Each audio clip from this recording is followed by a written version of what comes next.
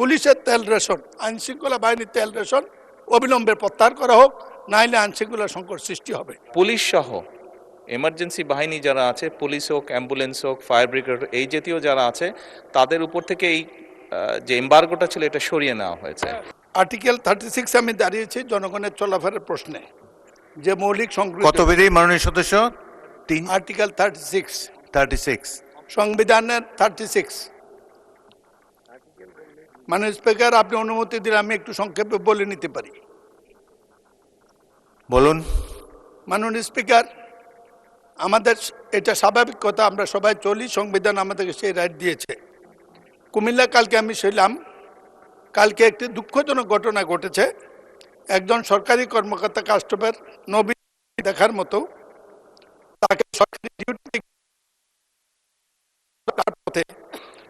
পথের মধ্যে কে বা কারে তারা হত্যা করে ফেলে দিয়েছে বাড়ি যাওয়ার পথে রাস্তাতে নেমে।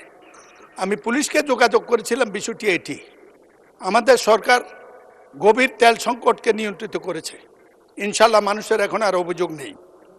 আর আমাদের উত্তর এই দিকের ওরাও বারবার দাঁড়ানোর সুযোগটা কিছু সীমিত হয়েছে, কিন্তু একটি ভুল বোধ হয়ে গেছে। সেটা হলো নিয়ন্ত্রণের ক্ষেত্রে পুলিশকে যখন জিজ্ঞেস করেছি, পুলিশ বলেছে আমাদের তেল সংকট আছে, ডিউটির পরিমাণ কমে গেছে, এত রাত্র পর্যন্ত থাকার সুযোগ নেই। এই লোকটি নির্দয়ভাবে নিহত হয়েছে। কাস্টম কর্মকর্তা, কুমিল্লা মানুষ তাকে পছন্দ করে, কালকে এই মৃত্যুর ঘটনা আলোড়ন সৃষ্টি করেছে।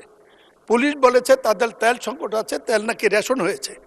পুলিশকে তেল রেশন না করলেও আমি মনে করি অসুবিধা হবে না। এমনি আইনশৃঙ্খলা পরিস্থিতির উন্নতির দিকে আমি স্বরাষ্ট্রমন্ত্রী এখানে নাই, মাননীয় প্রধানমন্ত্রীর দৃষ্টি আকর্ষণ করব। এই ব্যাপারটি পুলিশের তেল রেশন, আইনশৃঙ্খলা বাহিনীর তেল রেশন অবিলম্বে প্রত্যাহার করা হোক, নাইলে আইনশৃঙ্খলা সংকট সৃষ্টি হবে। এতে আমাদের জনগণের নির্বিঘ্নে চলাচলের সমস্যার সৃষ্টি হয়। ধন্যবাদ মাননীয় স্পিকার। মাননীয় সদস্য, আচ্ছা, মাননীয় সংসদ নেতা কিছু বলতে যাচ্ছেন।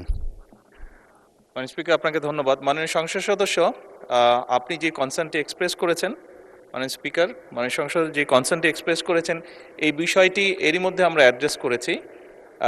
পুলিশ সহ এমার্জেন্সি বাহিনী যারা আছে, পুলিশ হোক, অ্যাম্বুলেন্স হোক, ফায়ার ব্রিগেড, এই জাতীয় যারা আছে, তাদের উপর থেকে এই যে এম্বার্গোটা ছিল এটা সরিয়ে নেওয়া হয়েছে।